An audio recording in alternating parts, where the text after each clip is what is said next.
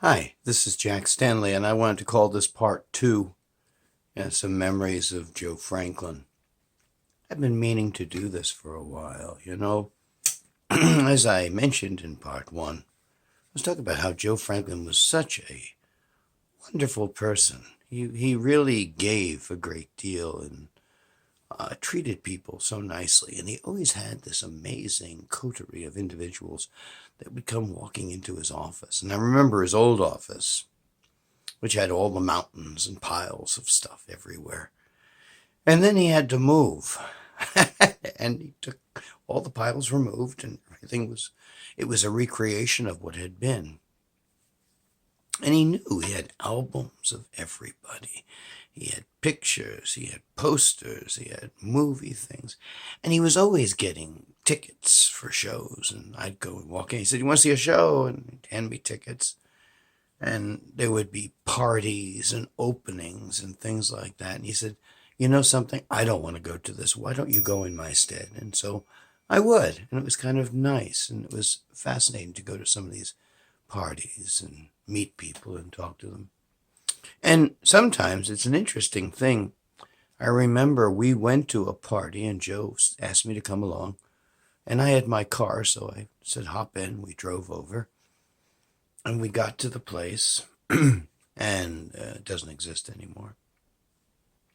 And there was a lot of major personalities there. It was really kind of neat to hobnob and talk to some of the folks. And then one person came up to me, and they knew what I was doing, like with cylinder recording and stuff like that. And Joe walked over to me. And he said, "Come over." And he said, "Stay away. They're trouble." I said, "Okay." He was very careful on stuff like that. He always protected people that he worked with and liked, and I was very happy to be in that crowd for a while. It's an interesting thing about life. We're all kind of floating around through life, and we kind of merge for a while, and then we go on with our lives. It's true. That's how life is. And, I'd go and visit Joe, and we'd sit down and just talk, and the phone would ring, and he'd just pick it up. And he had two phones there. And sometimes he would take the phones and hold them side to side, so "You guys talk." And, you never knew who was going to be walking in the door. And it was truly amazing. I did a cylinder recording project, and I had first met Joe in 1980, as I had mentioned, and I thought that it would be truly fun that the person who was such a proponent for early recording and had done so much for nostalgia should be the first person to do this project, for which I thought would be kind of cool. And this is a picture of. See if I can do this without. This is a picture of Joe listening to the phone. I'm sitting in the back there, and the mayor of Edison's talking. But he wrote this note in 2001, 2 years afterwards, and kind of an interesting thing since we were doing kind of a lot of Edison stuff. He wrote this. It's kind of cool. He said, "To Jack Stanley, Thomas Edison somewhere is smiling and proud of your carrying on his legacy. Sincerely, Joe Franklin." 2001. It was kind of neat, kind of nice of him. And he wrote a number of books, and they're all kind of fun. And I have to reach down here and grab one. I don't know where they all are. I think I packed some of them away.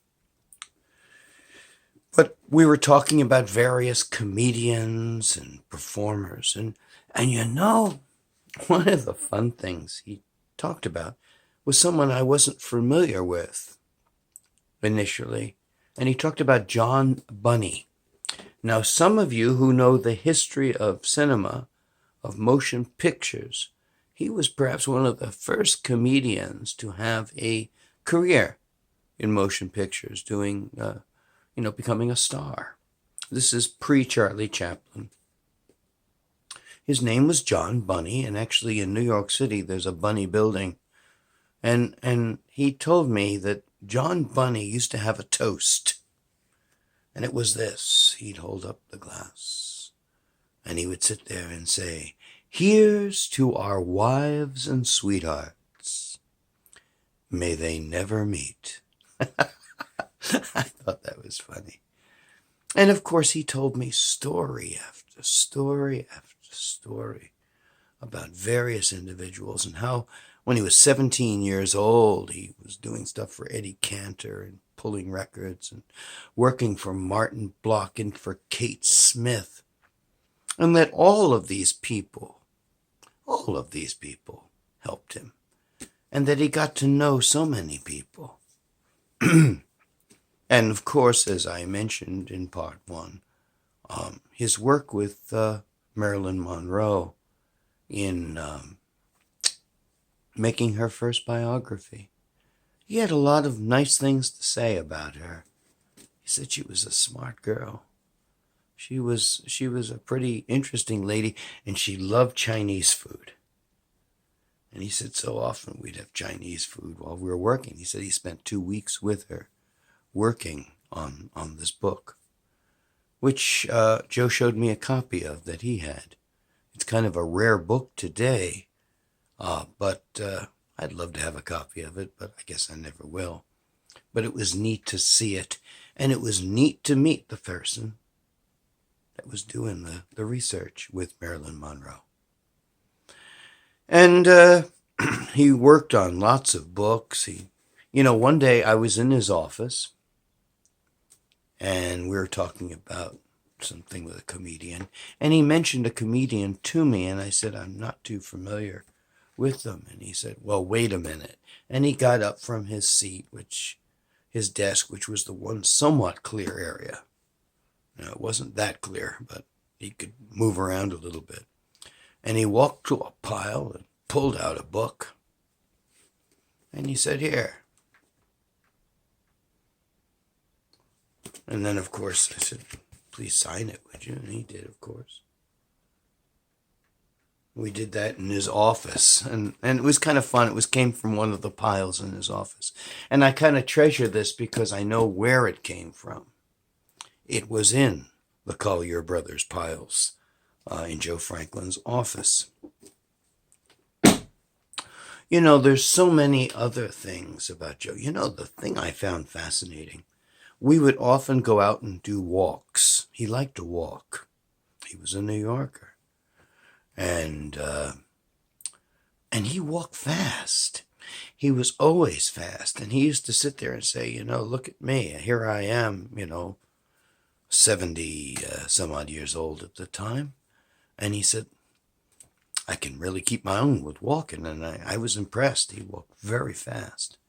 And as late as like 2013 and going into 2014, I'd watch him walk down the street, wave to him, hi, Joe, how are you? He said, hi, Jack, how are you? And he would be walking by fast. It's really incredible.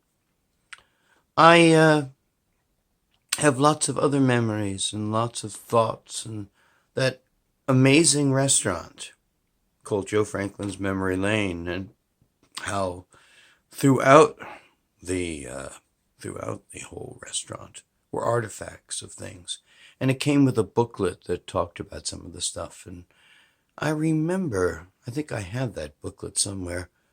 But one day I was sitting there at a table, and it was interesting.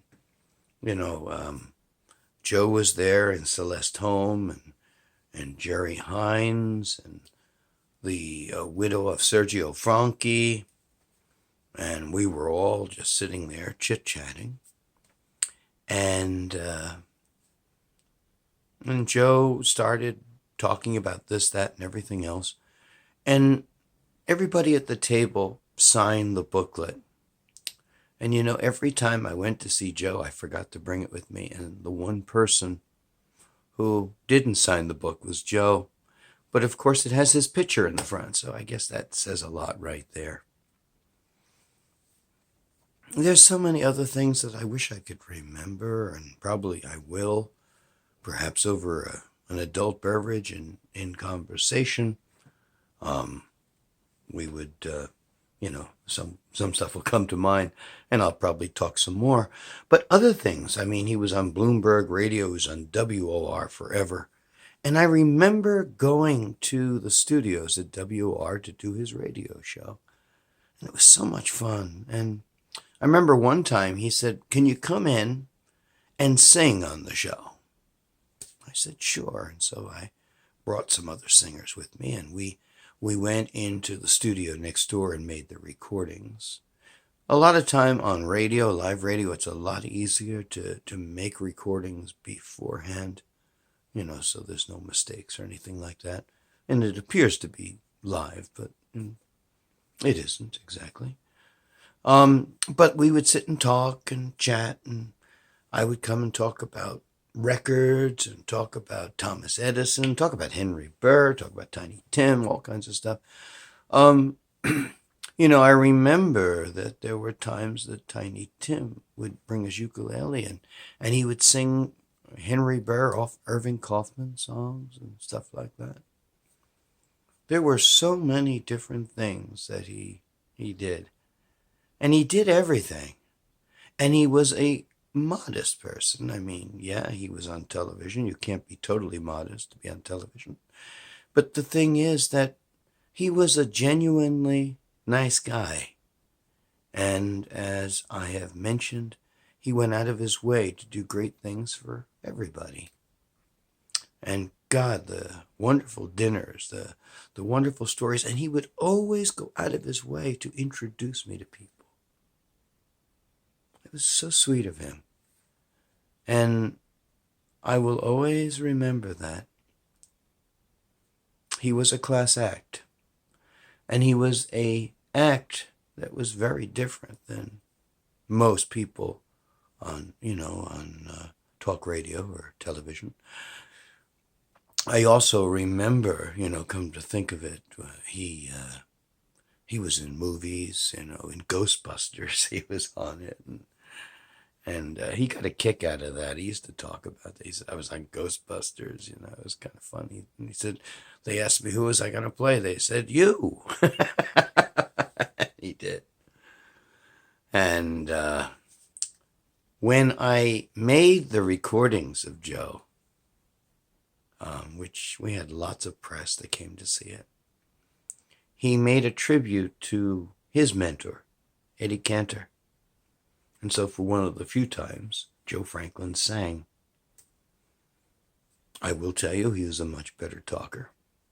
But it was kind of neat for him to honor Eddie Cantor, because Eddie Cantor really gave him his push.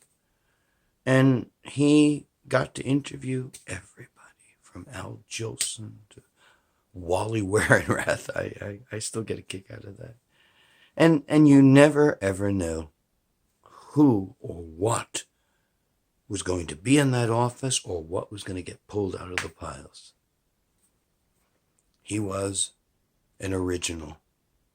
And once again, as I said in part one, it was truly my honor to know him.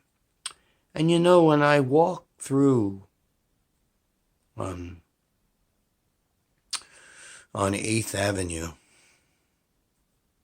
and I start walking uptown, and I reach 44th Street, I believe it was. And that's where his offices were.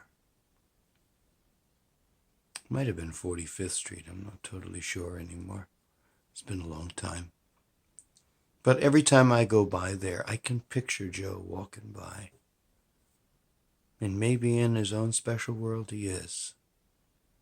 Because Joe was part of New York. Joe was nostalgia. And maybe, just maybe, in a certain parallel universe, he's hanging out with all those wonderful people he knew. And maybe in the future we'll get to hang out with them too. Thanks, Joe. Don't know what else to say. I can't say more except thank you for all the kindness you showed me. Thanks.